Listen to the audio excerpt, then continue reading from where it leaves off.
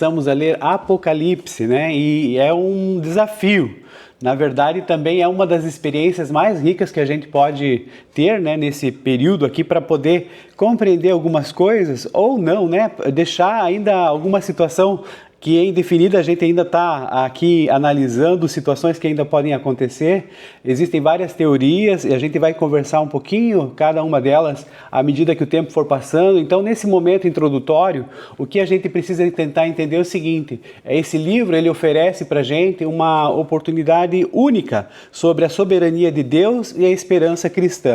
Alguns conselhos aqui para a gente começar a ler esse livro, né, que muitas pessoas têm medo de Apocalipse, ou que, né, deixam para ler, não, vou deixar para ler depois e tal, e às vezes vai protelando e não tem essa iniciativa por conta de alguma insegurança, alguma situação em relação ao futuro. De qualquer maneira, o que a gente precisa ter aqui em mente é o seguinte: revelação de Jesus Cristo. Esse é o foco que a gente precisa ter. Por quê? Porque diz respeito à vitória final de Cristo. Então, se você não compreender símbolos ou acontecimentos, tenha sempre em foco isso, sobre a vitória final de Cristo e o que isso revela sobre Jesus para nós. Então, isso é importante que a gente tenha sempre esse foco em mente. Até coloquei aqui, ó, vitória final de Cristo. Aqui você pode ver que eu escrevi bem em azul aqui para não esquecer essa nossa análise. Todo momento que a gente for conversar é com base nessa visão que a gente tem que refletir sobre o livro de Apocalipse. De qualquer maneira, é importante você saber que 70% dos versículos de Apocalipse fazem alusão para o Antigo Testamento. Então nós temos lá a menção a Daniel, a Ezequiel, temos também ali a questão de Zacarias, vai também se mencionar sobre Êxodo. E assim, para a gente entender símbolos ou situações do Apocalipse, a gente precisa talvez fazer essa busca lá nos profetas anteriores, no Antigo Testamento. Então é uma caminhada que a gente vai fazer conjunta. Então não fique nervoso ou ansioso ou ansiosa, porque a gente vai conversar isso nos 22 dias que se seguem, começando hoje, para que a gente caminhe então para o último livro, né, da nossa leitura, na segunda leitura bíblica do Novo Testamento que nós fizemos aqui na sala de oração. Então isso é muito legal. E depois nós vamos ter outro desafio, que é justamente começar a ler a Bíblia do Antigo Testamento para cá, e aí a gente vai ter um desafio maior. Eu conto com você de qualquer maneira para você estar caminhando junto com a gente. Precisamos respeitar também aqui o gênero literário. O Apocalipse ele tem um tipo de gênero que envolve epístola, assim como as cartas que a gente viu, né, de Paulo aos Romanos e assim por diante, aos Hebreus e assim por diante. Então aí temos também profecia e temos também questões apocalípticas, que é uma linguagem altamente simbólica e pictórica. Isso quer dizer o seguinte, que nem tudo deve ser interpretado de forma literalista, ao pé da letra, mas de forma literária. Quer dizer, você tem que analisar o conjunto nesse sentido. Quero falar para vocês aqui também que existe uma discussão que a gente vai ver mais lá em Apocalipse 20 sobre teorias milenaristas que dizem respeito, né, à vinda de Jesus. Então, ali o pessoal se debate, tem teorias que falam do pré-milenismo, que a segunda vinda de Jesus ocorre antes de um reino literal de 1000 anos. Isso é só para você conhecer um pouquinho nesse sentido. Depois temos a questão histórica, que Jesus, a igreja vai passar por uma tribulação e depois Jesus vai voltar para restabelecer o milênio na terra. E também a teoria amilenista, que nega isso e que fala que o milênio é só um número simbólico para o tempo atual, aí o reinado de Cristo e assim por diante. De qualquer maneira, e tem também o pós-milenismo, que fala que o mundo, né, está ali sendo gradualmente cristianizado pelo Evangelho e que Jesus vai voltar após esse período. São teorias que nós temos. Eu queria deixar você aqui só para você entender um pouquinho disso. Também curioso sobre essas teorias, nós vamos estudá-las lá para frente. De qualquer maneira, também tem formas de interpretação de ler o livro, são lentes, digamos assim. Eu tenho aqui uma lente diferenciada para ler o livro de Apocalipse. Então, algumas pessoas vêm com essa lente preterista. O que é essa lente preterista? É que a maioria dos acontecimentos aqui já foram cumpridos ali no primeiro século, como a queda de Jerusalém e a perseguição romana. Depois temos a questão, a lente, né, um pouquinho mais diferenciada dessa lente preterista, a historicista, que vê o livro como um mapa de história da igreja do primeiro século, ali em que você consegue identificar, por exemplo, imperadores como figuras do livro, para poder situar algumas situações. Também tem a questão, a lente idealista, que é aquela que você nota que existe uma contínua luta entre o bem e o mal, e que isso não tem necessariamente vinculação com eventos históricos ali que são mencionados, ou que você pode interpretar. E tem a questão futurista também, além, tem outra maneira de ler Apocalipse, que ali a partir do capítulo 4, ali tudo descreve eventos que ainda vão ocorrer no final dos tempos. Então são essas formas de você analisar o livro para você compreender um pouquinho dessas questões, e aí você vai definindo qual dessas lentes, né, você precisa aí conforme o seu grau de que você queira ver melhor. Então é uma ideia só para você ter aqui nesse início de conversa.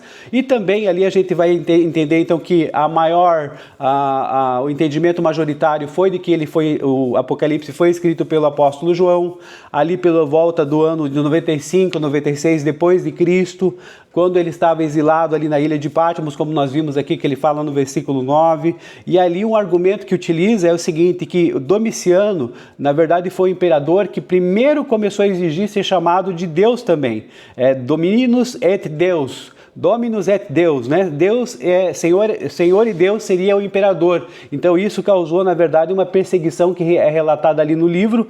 E aí então essa questão de que houve esse exílio de João lá na ilha de Patmos, e a visão que ele teve, esse êxtase que teve para poder escrever o Apocalipse, no caso. E até nós temos aqui o Irineu de Leão, que era um teólogo e um importante apologista. O que é um apologista? É um defensor da fé, que lá em 180 depois de Cristo, escreveu que a visão de João tinha ocorrido no final do reinado de Domiciano. Então você vai perceber que ele é escrito por volta desse tempo, 95, 96 depois de Cristo, por João, né, o apóstolo amado de Jesus, já no final aí da sua vida, e aí tendo toda essa visão para trazer para nós. De qualquer maneira, aqui nós já sabemos que o foco principal é a vitória de Jesus e não as catástrofes, certo? Que a gente vai, né, não precisa ficar muito preocupado com essas questões todas, mas tenha sempre em mente que o foco principal é a vitória de Jesus Cristo. Isso dá uma segurança para a gente, para que a gente possa então dar prosseguimento aqui às nossas questões.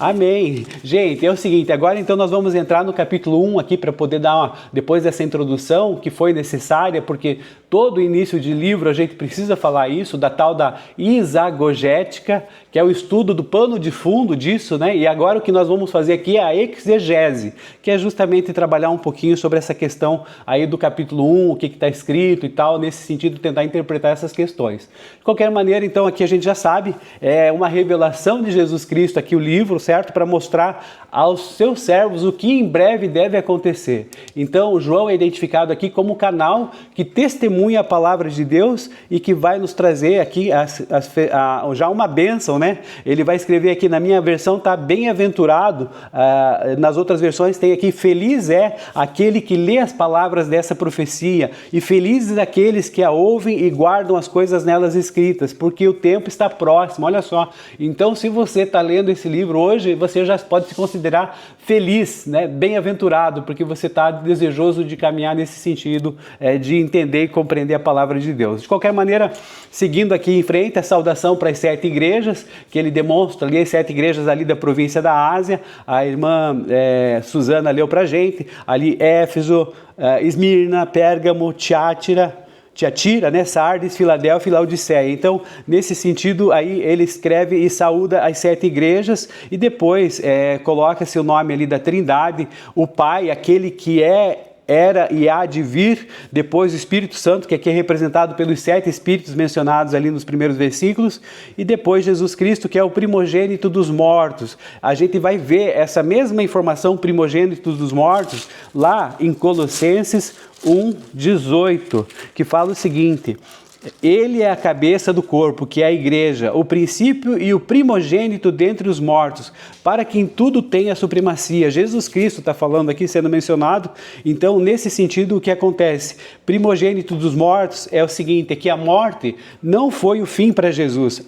A Bíblia registra, por exemplo, outras ressurreições antes de Jesus. Nós temos aqui o exemplo do Lázaro, né? Não dá para negar isso, ou também o filho da viúva de Naim lá, mas todas essas pessoas pessoas voltaram a morrer. No caso de Jesus, ele é o diferencial, ele é o primeiro que ressurge com um corpo glorificado, e nesse sentido que ele faz a vitória da morte definitivamente. Então, nesse sentido, ele inaugura uma nova espécie então de vida humana que vence a morte de modo definitivo. Nesse sentido, então ele pode ser considerado primogênito, além do que tem a questão de que fala que ele é o alfa e o ômega. O que é o alfa e o ômega? Até depois eu vou fazer um vídeo lá da Pílula Teológica, que vai às 5h30 no ar.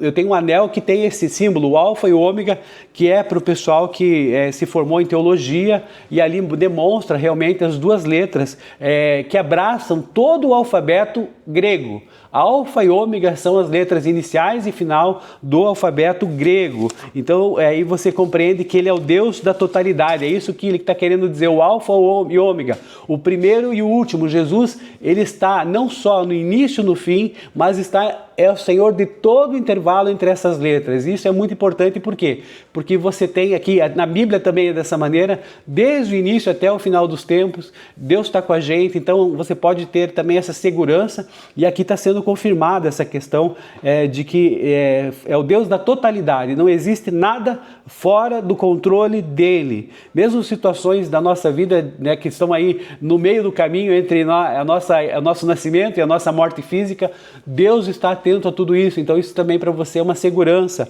E uma curiosidade aqui é que no hebraico essa palavra alfa e ômega é o Aleph e o Tav. Então é só para você ter uma ideia em título de curiosidade.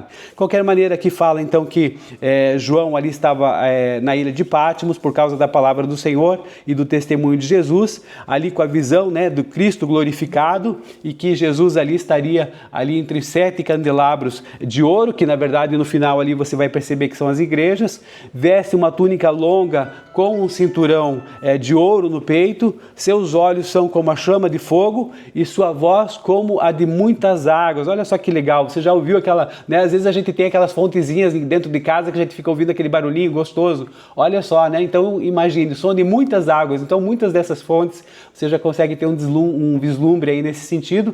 E a sua mão direita, ele segura as 7 estrelas, né? Que são os anjos ou os mensageiros nesse sentido. Então de qualquer maneira, ao ver tamanha glória, João cai aos seus pés como um morto, mas Jesus o conforta dizendo o quê?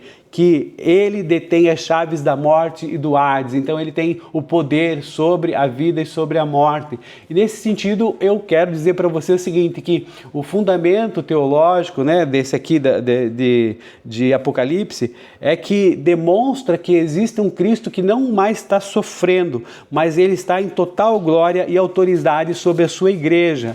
Então, olha, um primeiro aspecto para a gente conversar sobre esse livro. Eu tentei dar um amparo para você geral, um conhecimento geral, no pouco tempo que a gente tem, mas fique tranquilo que se você tiver, né, com alguma dúvida, alguma coisa assim, nós temos ainda várias conversas para falar sobre isso. São 3 semanas praticamente para a gente conversar sobre o livro de Apocalipse, e amanhã a gente começa a conversar já sobre as 4 primeiras igrejas, e ali tentar traçar sobre as características delas e o que isso tem de implicação na nossa vida atual. Então, fica tranquilo aqui, né, já sabendo então que o importante que você já sabe, né, do Apocalipse é que a vitória é de Jesus Cristo. Então a vitória final é dele, e essa é a perspectiva que nos move para que nós continuemos com as nossas esperanças, né? E apesar às vezes da insegurança, do conhecimento que às vezes nos falta, dessas teorias todas que a gente tem que interpretar, que a gente sabe que a gente pode confiar nele, porque ele é o nosso alfa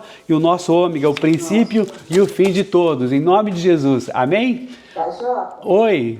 posso falar aqui sobre as muitas águas? Claro, fique à vontade, minha irmã. O meu sonho era conhecer o Salto do Iguaçu, porque eu já tinha conhecido a Cachoeira de Paulo Afonso.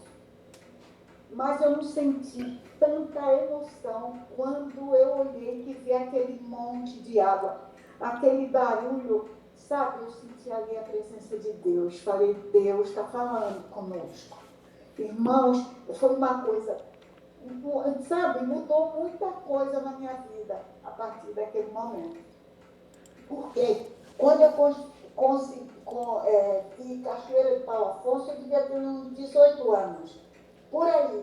Então, é aquele fiozinho de água descendo lá de cima. E aqui embaixo, irmãos, é uma coisa mais linda também. Mas como naquela época eu não conhecia Jesus, não sabia que a voz de muitas águas, porque sempre fala isso na Bíblia, né? Mas ali no salto, no Iguaçu, meu Jesus, aleluia, Deus seja louvado. Amém. É um barulho que, ao mesmo tempo que é ensurdecedor, a gente fica extasiado também, porque aquela grandeza toda, né? Toda aquela movimentação, a gente vê o poder desse Deus que criou essa natureza e nos dá esses vislumbres aqui de como que a gente pode compreender a presença dele nas nossas vidas também. Então, veja só, né? Esse é o mesmo Deus que aparece, né? nessa confluência de muitas águas, aparece também na brisa suave, né? Para ele estar tranquilo ali, aparece no fogo da sarça ardente. Esse é o nosso Deus que se revela a todos nós de uma maneira tão especial e diferenciada e personalizada. Então, como eu falei aqui ontem, 8 bilhões e meio de pessoas, será que sou eu que Deus vai cuidar de mim? Ele vai olhar para mim aqui, eu estou escondido, fechadinho aqui, lá num cantinho, né? Escondido lá no meu quartinho, ninguém querendo saber de mim. Mas Deus quer saber de você sim, Ele te ama e vai seguir com você até o final dos tempos. Amém?